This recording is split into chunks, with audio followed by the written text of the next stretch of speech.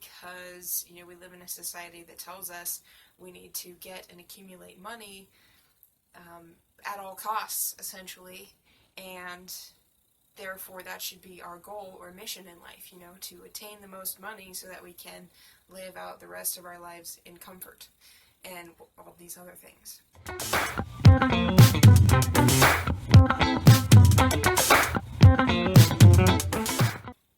Hello everybody and welcome.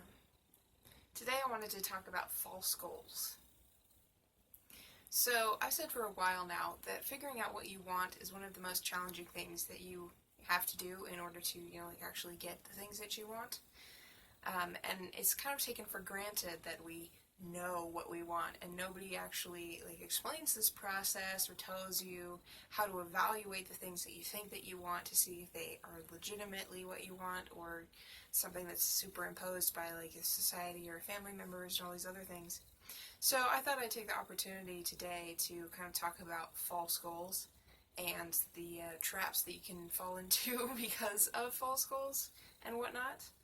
I know that for me, I have been kind of like a victim, although I don't really like the word victim, but I have fallen into the traps of false goals many times, and I still do regularly, particularly around money and finances, because, we live in a society that tells us we need to get and accumulate money at all costs, essentially, and therefore that should be our goal or mission in life, to attain the most money so that we can live out the rest of our lives in comfort and all these other things.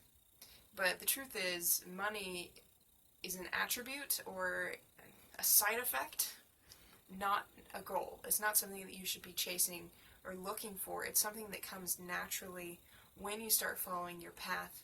And this has become more and more evident to me as I've studied this stuff over and over again, because as I move forward, I start to realize more and more how true all of this stuff is.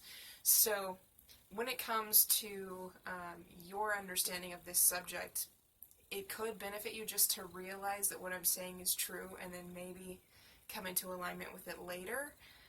Trust the feeling inside you, trust that gut instinct, or gut and instinct, or whatever the case may be, your intuition, and look to see what your heart, your gut, and your intuition are telling you about that. Is this a goal you should be pursuing, or is this a side effect of pursuing what you actually care about? And if you look at this from a logical perspective, pursuing money definitely comes across as a false goal because the concept of money is actually fairly new. Now, the barter system has been around for a long time, but this whole concept of green paper money, coins, and, credit cards and debt and stuff like that, that's all fairly new.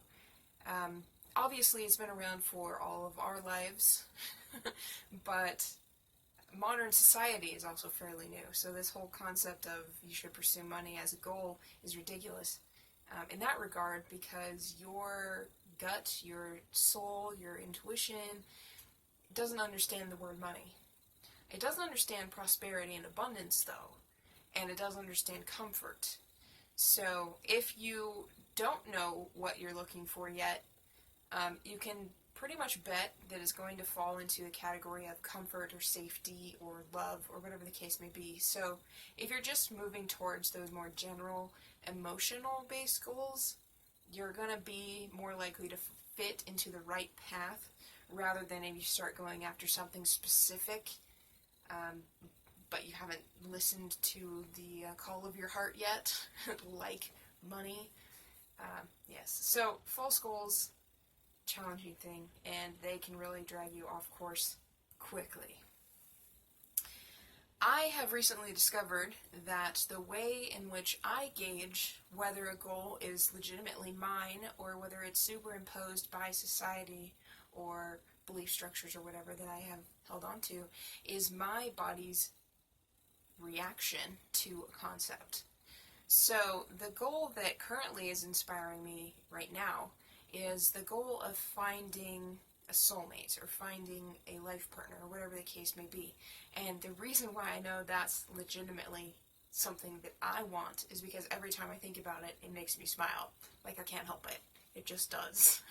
And then I start to visualize it instinctively. The whole world seems to just like bring this concept up over and over and over again. And I should have known this, really, because I've been obsessed with romantic movies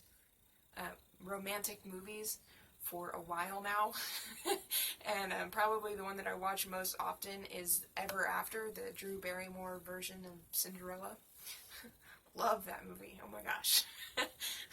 But I've been kind of obsessed with romantic movies, and I'm not a romantic movie kind of girl usually. I tend to like action and, you know, like superheroes and stuff, but that shift has occurred, so I guess it makes sense looking back that romance and relationships were becoming more and more important to my heart and to my soul, even though my brain wasn't entirely on board yet. So I know that that goal for me is a legitimate one. What that will look like, I don't know, but I've made the decision now to pursue that, and therefore I know that it will come, and I'm not really worried about it at this point. Whereas with other goals, like my desire for money, I usually find that I am tense with them, and that's kind of what tells you that something is a false goal or not. If you feel heavy or tense when you think about it. And I have a good example of this. My YouTube channel, for example, when I think of teaching, that really makes me smile. But when I think about my income being dependent upon me, and, you know, having to teach or having to do things in order to make income, that really brings me down. It makes me feel heavy, and I kind of feel, it's kind of like feeling ill, I guess, but it's the precursor feeling to illness, where you're just like, oh, I don't like that. I don't feel good. I feel kind of yucky and heavy and foggy. I don't know, whatever the case may be. So I know that teaching is a good goal for me to pursue, but pursuing abundance through this, or requiring my income to be dependent upon my ability to produce information, is something that I don't like. Now, I don't know how this is going to look in the future. It could be entirely possible that as I pursue the goal of being a teacher and sharing the information that I have, and, you know, reminding myself of all this information as I teach it, which is ultimately what I'm doing here, is I'm just solidifying the information I've learned within me, and then hopefully helping other people as well. But if I just follow that teaching path and focus on the thing that I do like and I do care about, money will just appear as I need it. And I know that that doesn't make a lot of logical sense, and it's something that is hard to explain as well. I mean, it does require a certain amount of trust there. You know, you have to be like, well, as long as I'm going down the path, whatever I need is going to come to me. But the truth is, once you make the decision to do something, to follow a particular goal, it doesn't really matter to you how that occurs. You just kind of had fun with it. So, you know, right now I've decided I'm not going to worry about money, because I have enough saved up to take care of myself for a while. So I can just let that go and focus on achieving my particular goals. And if you're somebody who can do like a standard 9-to-5 job and not be bogged down by it, you're probably in that same situation where you're just like, you know what, this is just what I do for now. And then you can focus your mental activity, you can focus your soul, you can focus your heart on the goals that really matter to you, while having this security net that is a job to back you up. It's also possible that you actually like your job, so that could be a path or an avenue to your true purpose or your true desire, or it could even be your true desire or goal, or whatever the case may be. You could love your job and therefore ended up on the right path by getting that job. So, I mean, that's entirely possible too. Not everybody's going to struggle with the same things in their life, just as not everybody's going to have the same goal that they truly want.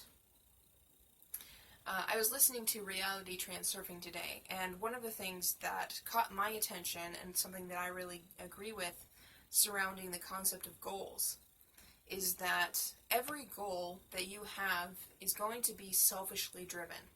And that does not mean that it is not helpful to other people. It just means that your heart cares about taking care of you. It doesn't care about taking care of other people.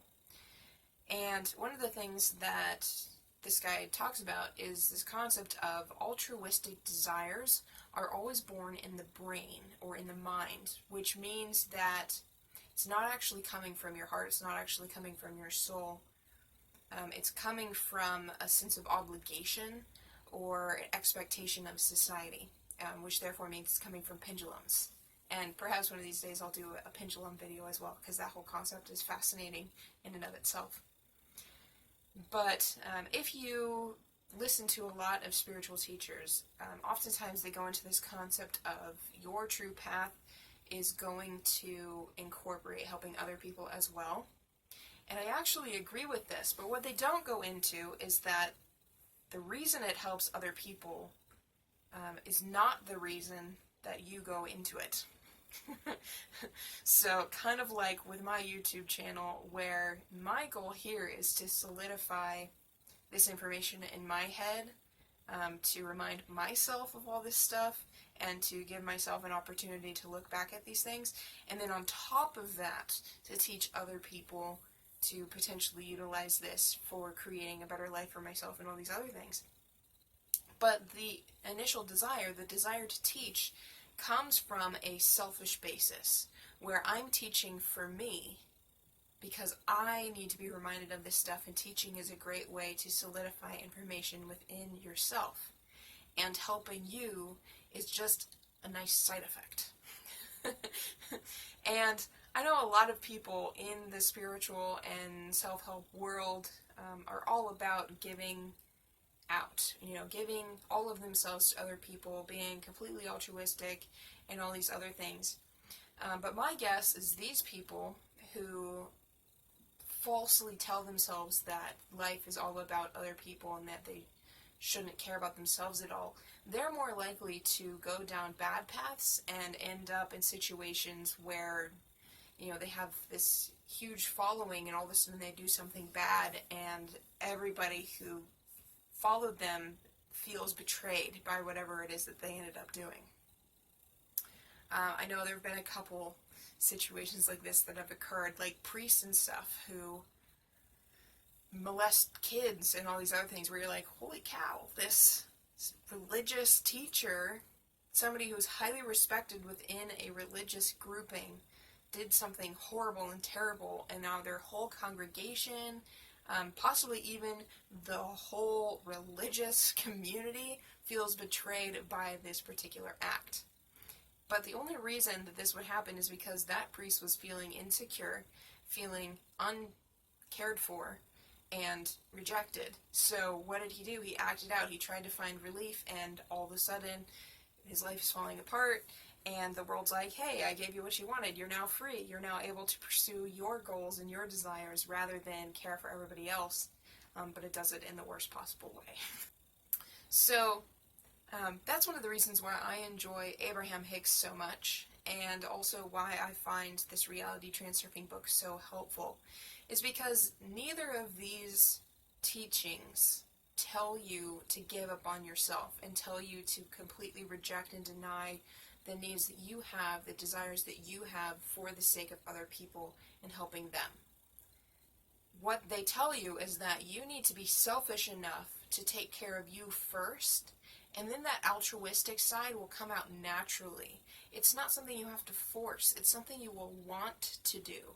And that, I think, is what we're really looking for, is the natural altruistic desire, which means you first need to be selfish. And you always need to be selfish enough to take care of you first. Because if you're not taking care of you, you cannot give fully to others. And the way that best describes this is, if you are a poor beggar on the street and you give all of your money away to the church of your religious choosing, and then you die the next day because you didn't have enough money to get food, it was kind of a wasted effort. Versus if you save that money, get yourself food, go and find a job because now you're well fed and can do the work. Then you earn more money, and then you start a business, and you start generating huge amounts of income. Now you have this massive amount of resources that you can then distribute to the church and any other group that you want to. And that's kind of this concept here, is don't give away everything you have, because if you do, ultimately it's wasted and not particularly helpful. Whereas if you are selfish enough to say, I need this, and you truly listen to the needs of your heart and your soul, then you allow your resources to expand. You allow your heart to expand, your soul to expand, your mind to expand, your potential to expand, your income to expand. And once all these things have expanded, the amount of resources available to you are so much greater, and now you have the potential to go out and help everybody that draws your attention, to help everybody who you feel drawn to help. So that's kind of what this whole thing is about. You need to be selfish enough that once you start following your path, you have to be selfish enough to follow your path, and then the side effects come in, and then the resources come in, and that's when you have the opportunity to really start to give away. And it's not that you're giving away all of you then either. It's just that you have become so magnetic, so forceful, and so warm, so built up, so strong and powerful, that you have the strength to take care of other people too, and to help them reach the same kind of place that you're in. And that's kind of where I am oftentimes. I mean, there are obviously areas of my life that I'm not like 100% happy about, but generally speaking, I'm feeling pretty good. I've got high energy levels, and I'm inspired by making videos like this. So I have resources within me. I have the energy, I have the knowledge, I have understanding, and I have my teachers, my mentors, through my studies and whatnot, that can then help me share this information, which solidifies it in me and introduces it or solidifies it in you as well. And then maybe one day you'll be me. Maybe one day you'll be another teacher of mine, and together we can start to share more of this information with more and more people. So yes, be careful of your goals. Make sure that they are something that you truly desire. If you don't know what it is, go for the general feeling. And make sure that you're selfish enough that you take care of you first, so that you have the capability to take care of somebody else later.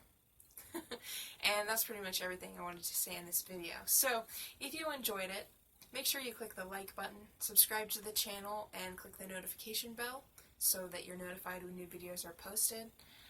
If you have experienced false goals of your own and you are willing to share them, feel free to leave those in the comment section, along with any questions or concepts that you wish I discussed in this video, or ideas for future videos as well. Leave those in the comment section and I will do my best to respond. So yes, and if you're willing to support me, head on over to my Patreon page. I would love to have you as a contributor. So thanks for watching. I hope you enjoyed, and I will talk to you soon. Bye.